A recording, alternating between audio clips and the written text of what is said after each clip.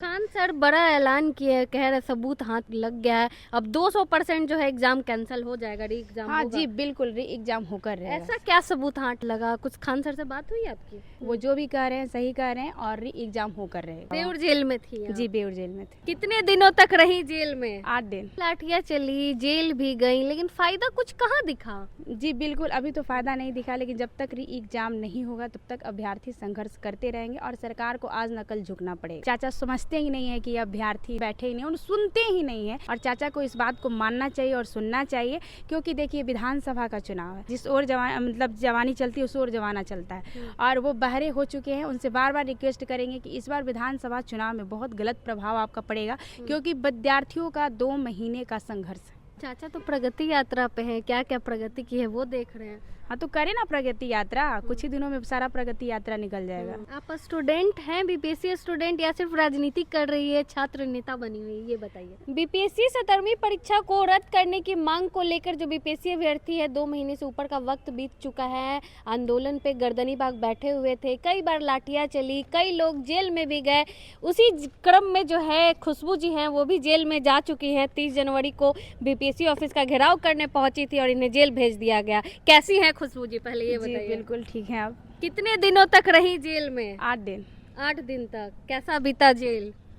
Jail का नाम ही संघर्ष है और कुछ भी अच्छा नहीं रहा, क्योंकि मैंने सोचा नहीं था कि मैं जेल जाऊंगी और वो भी ठीक है, जेल गए भी तो हमको लगा जल्द से जल्द निकल जाऊंगी, लेकिन 8 दिनों का सफ़र रहा, कुछ ठीक ठाक नहीं रहा। जितने दिन थे खाना पीना छोड़ दिए थे, एक प्रकार का डर बना हुआ था कि पता नहीं कब यहाँ से निकलेंगे और मतलब बहुत मुसीबतों का सामना करना पड़ा। बेउर जेल में थी आप? जी बेउर जेल में थे। क्या वहाँ पे सुविधा सब सही? महिला वार्ड में थे, पुरुष वार्ड में बहुत व्यवस्था मतलब सुनते हैं कि अच्छा है, लेकिन महिला वार्ड में उतना अच्छा व्यवस्था नहीं है, ना ही लाइब्रेरी है, ना ही कैंटीन है। बाहर से सामान मंगवाने के लिए भी वहाँ पर मतलब संघर्ष करना पड़ता है और ठीक है जो भी है। जो भी है ठीक है। हाँ। लेकिन ऐसा क्या गुनाह कर दी? मन में तो सवाल आता होगा जेल के अंदर कि ऐसा क्या हम बड़ा गुनाह कर दिए कि हमको जेल भेज दिया गया? जी बिल्कुल, जैसे में हमारे साथ 40 लोग डिटेन हुए थे, जिसमें सभी को रात में छोड़ दिया गया था।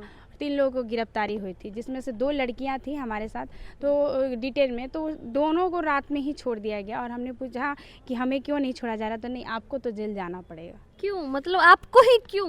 पूछी नहीं आपसे मैंने बात? पूछा था, जो हमारे मजिस्ट्रेट के सामने हमको जब लाया भी गया था, तो उस टाइम जो सचिवालय थाना के बड़े बाबू हैं, उनका कहना था कि ये नेतृत्व करता है, आज से पहले EWS का आंदोलन में इन्होंने नेतृत्व किया था और हर आंदोलन में ये सक्रिय रहती हैं। तो मतलब अगर आप अपने लिए आवाज़ उठाती हैं, युवाओं के लिए आवाज़ उठाती हैं, तो आप गलत हैं। हाँ, इसीलिए आपको जेल में रहना जी पड़ेगा। क्योंकि आप आवाज़ उठा रही हैं और आवाज़ को दबाने की हर टाइम कोशिश की जाती है सरकार के द्वारा, प्रशासन के द्वारा। इससे पहले भी आंदोलन हुआ था, बच्चे अभ्यर्थी जो रोड पर उतरे, लाठीचार्ज हुआ, बहुत सारी चीज़ों का कितने ऊपर FIR हुआ, बहुत सारे लोग डिटेन हुए, मतलब बहुत सारी चीज़ों का सामना करना पड़ा, लेकिन आवाज़ तो बनना है चाहे जो हो। लेकिन लाठियां चली, जेल भी गई, लेकिन फायदा कुछ कहाँ दिखा? जी बिल्कुल, अभी तो फायदा नहीं दिखा, लेकिन जब तक री एग्जाम नहीं होगा तब तक अभ्यर्थी संघर्ष करते रहेंगे और सरकार को आज न कल झुकना पड़ेगा। खान सर बड़ा ऐलान किया है, कह रहे सबूत हाथ लग गया है। अब 200% जो है एग्जाम कैंसिल हो जाएगा, री एग्जाम हाँ होगा। जी बिल्कुल, री एग्जाम होकर रहेगा। ऐसा क्या सबूत हाथ लगा? कुछ खान सर से बात हुई आपकी? खान सर से मिले थे तो वो नवादा वाला मामला सर दिखा रहे थे, बहुत सारा मीडिया बाइट भी सर दिए हैं। वो जो भी कह रहे हैं सही कह रहे हैं और री एग्जाम होकर रहेगा। री एग्जाम होकर, लेकिन रिजल्ट तो आ चुका। छोड़िए ना, वो कब सुनता है? बीपीएससी आयोग कब सुना है? वो रिजल्ट जारी हो जाए चाहे कुछ भी हो जाए, उससे हमें कोई मतलब नहीं है, बस हमें री एग्जाम चाहिए, मतलब चाहिए। बहुत संघर्ष किया आपने, जेल भी गई, घर वाले कुछ बोले नहीं कि बेटा क्या कर रही हो तुम, वापस आ जाओ घर पे, आराम से पढ़ो लिखो? जी बिल्कुल, घर वाले शुरू से ही खिलाफ रहते हैं इन चीज़ों के, किसी के भी घर वाले खिलाफ होंगे, मेरे हैं तो क्या हो। लेकिन जब सच के लिए कोई आवाज़ उठाता है तो बहुत सारी चीज़ों का सामना करना पड़ता है, अपने ही सबसे पहले खिलाफ होते हैं। कोई नहीं, आज ना कल वो तो मान ही जाएंगे। तो घर वाले नाराज हैं आपसे? जी बिल्कुल बिल्कुल बिल्कुल। बातचीत नहीं हुई घर वालों से? नहीं, जेल गया तो उनको टेंशन था कि भाई कैसे भी छुड़वाना है, उस टाइम बातचीत सब कुछ हुआ। जेल से छुटने के बाद भी बातचीत नॉर्मली होते रहता है, लेकिन थोड़ा नाराजगी दिखता है। लड़की अगर जेल जाती तो बहुत बड़ी बात हो जाती है कि लड़की जेल चली गई। जी बिल्कुल, लेकिन ऐसा कोई बड़ी बात नहीं है। इतिहास में बहुत सारी महिलाओं ने भारत के स्वतंत्रता संग्राम में अपना भूमिका निभाया था, वो लोग भी भी जेल गई थी।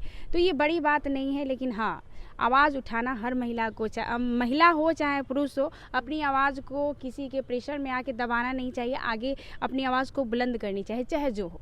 तब आने वाले दिनों में खुशबू जी क्या करेंगी री एग्ज़ाम को लेकर?